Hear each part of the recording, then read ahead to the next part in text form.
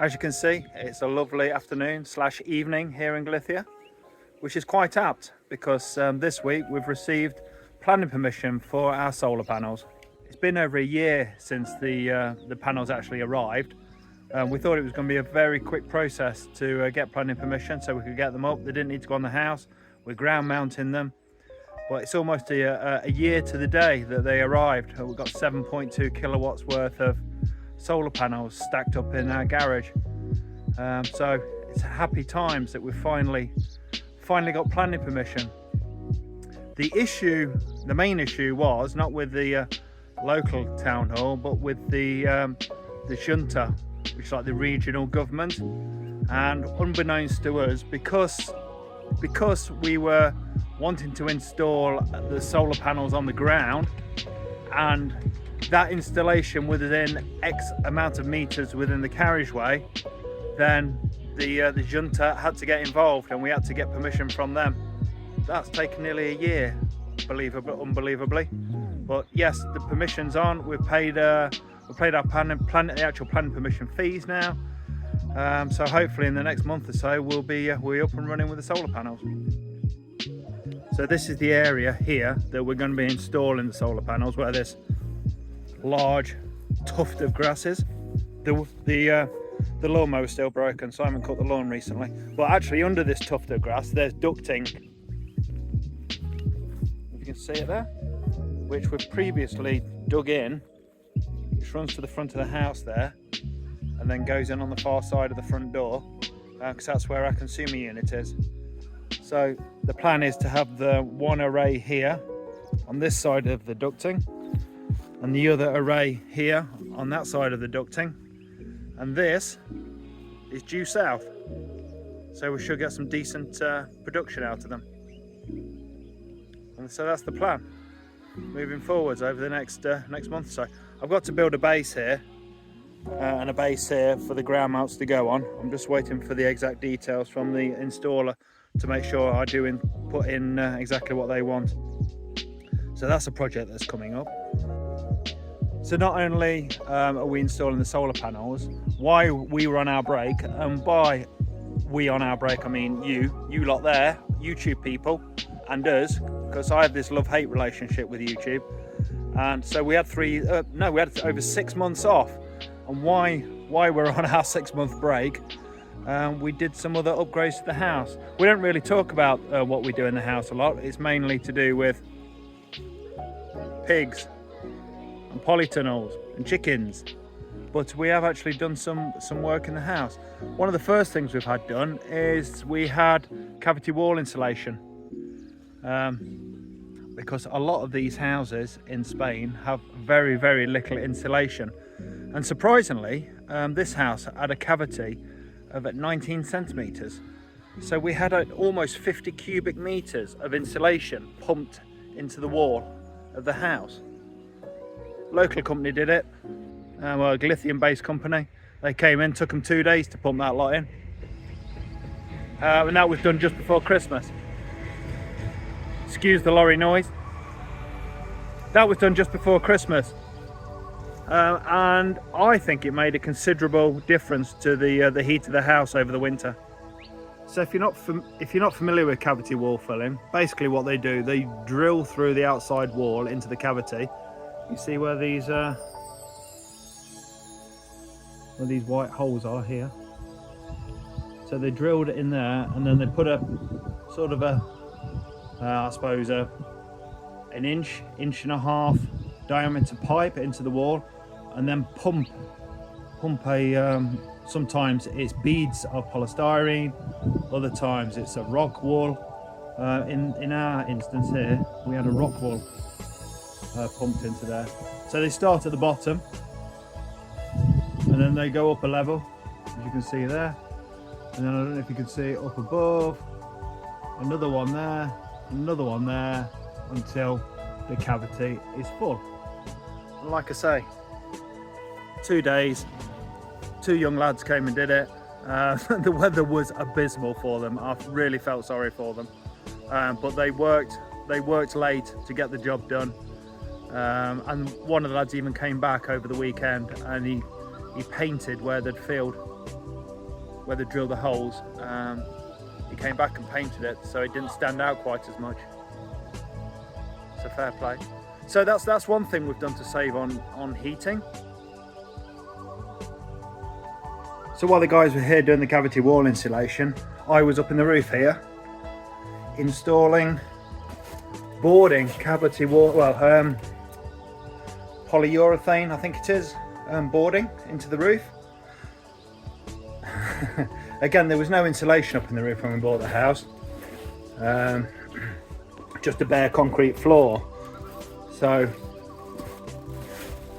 excuse all the junk in there. I guess this is like everybody's roof. But yeah, so we installed this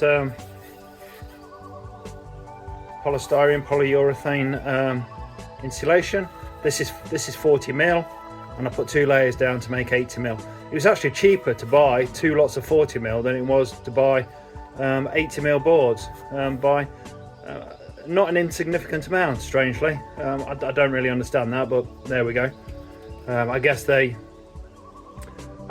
assume that they'll save on the labour putting them in if you're charging this sort of work out, but my time's free anyway, I guess. So yeah, two 40 mil boards, and then I've just put these walkways down in here. So yeah, it's all this area here, this area here with all this junk. We've got quite a few boards left, as you can see, and also I don't know if you're going to be able to see in here very well because it's quite dark, but all this area in the roof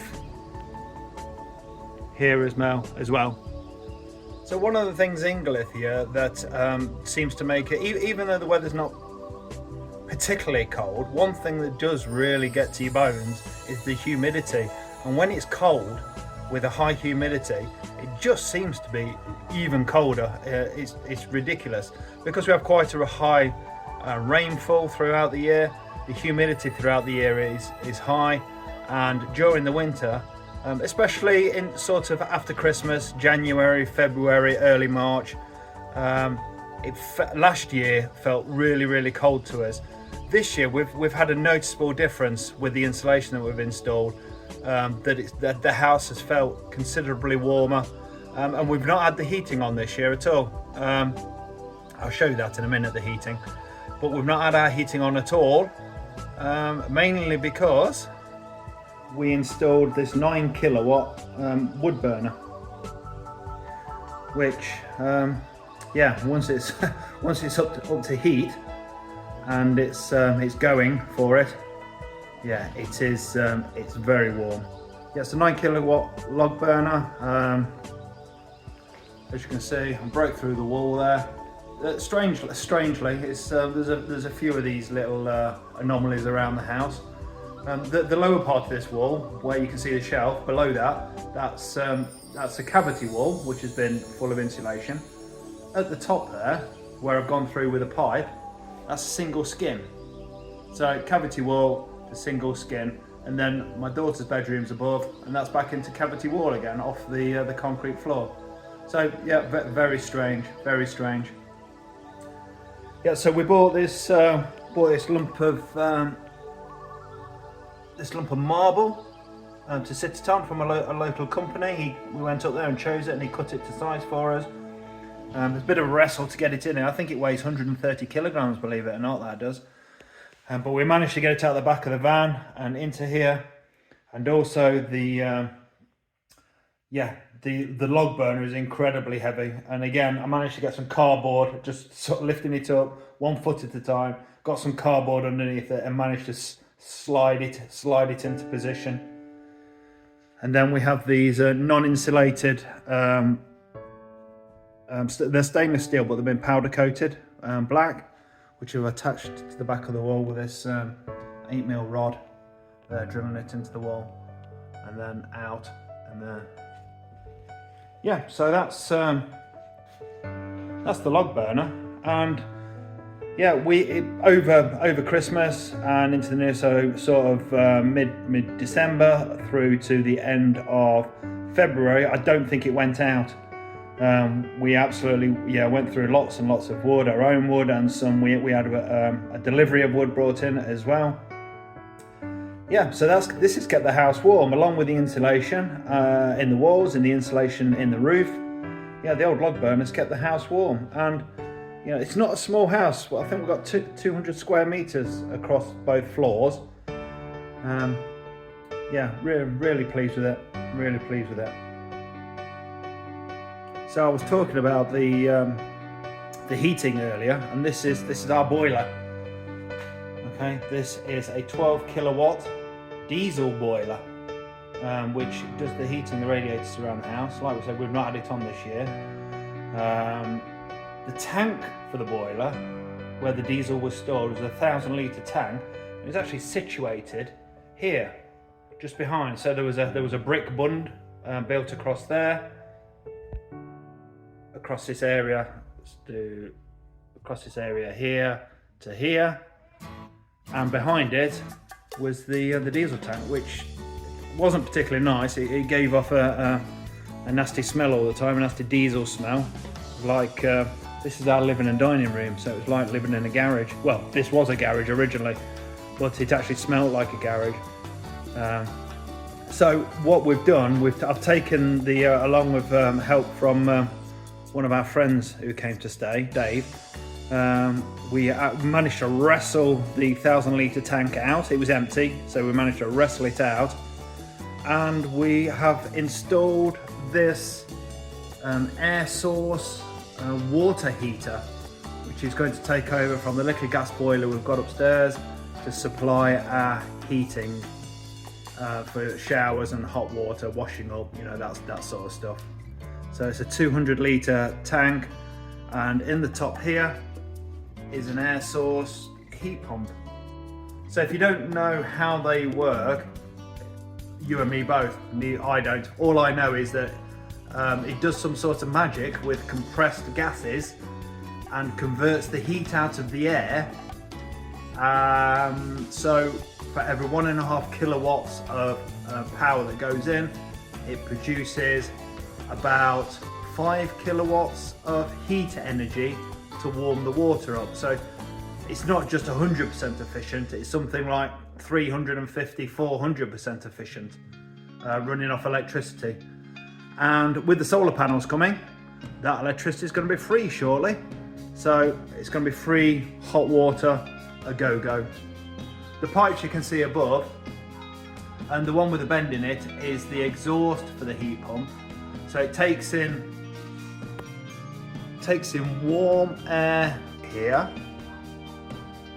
It goes into that silver thing at the top, and that extracts the heat out of that air, and it goes through a compressor and does all sorts of magic stuff, and then the air that's coming out is very, very cold. So that is vented out of that duct just there. So I bust that hole in the wall there yesterday. That's why I've got this cardboard on, just to hold the foam back on it. So it's almost ready to commission now. This is. I had to chase a few leaks around, but apart from that, yeah, it's gone in well. Again, this was another incredibly heavy thing that Dave and I managed to wrestle in here. But yeah, we'll let you know how we get on with it. The heating system, we're keeping the boiler here. We're gonna do something with this expansion vessel, because I want to put some sort of door across here just to hide all this away into like a little plant room. Now what we're going to do with this boiler, this diesel boiler, the diesel tank is now temporarily outside around the back of this wall. I'm going to build a base and build a bund for it, and then we're going to use this as a temporary heating, well, not temporary, an emergency heating. You know, if we have a particularly cold winter or something, we can get a bit of diesel in, and we can run the heating off of this if the old log burner's not doing the biz enough. And at least that way the diesel's outside and we're not got that horrible stink in here constantly as well. So this is the chimney for the log burner. It's double insulated. To me, that's a bit counterintuitive that the the outside one is insulated and the part of the chimney inside isn't insulated. It's to stop water build-up through condensation because of the heat differential between the inside and the outside of the pipe. So that stops it apparently, and stops it running back down into the fire. Here you can see the diesel tank that was in the living room. So that's outside temporarily now. And this exhaust pipe is the exhaust for the gas boiler. And you can see where I've just bust through. Just there. It just needs tidying up along with this. And the reason that the chimney is wonky at the top there is because the day I was installing it, it was tipping it down with rain. It was getting dark, and I thought, it'll be all right, it'll stay up there. Anyway, a couple of days later we had a storm and it blew it over like that, and I've still not got back up the ladder to straighten it up and fix it properly. I'm not scared of heights, but I don't particularly like working off a ladder, especially that high up. I don't know if you can tell how high it is, but it's sort of getting to the limit of my my ladders. You know, it's a fair old height to get up there to get to that top section.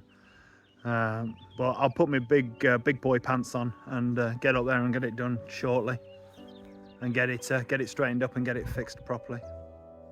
So slowly but surely, our plan to be more sustainable with power and heating, etc., is slowly coming into place. Very excited about the solar panels coming. Just toying with the idea whether I should get some batteries to go with it. But we'll see how we go for a start. I think see how it works out for us, especially with a recent power cut where we're off power for majority of the day and into the next day. It just sort of brings it home how reliant you are on electricity, and with all, you know, switching over to everything, well, the majority of our stuff being electric, you know, the hot water heater, yeah, you're reliant on it, aren't you? So yeah, something we're considering. Anyway, thanks for watching. We'll see you soon. Bye.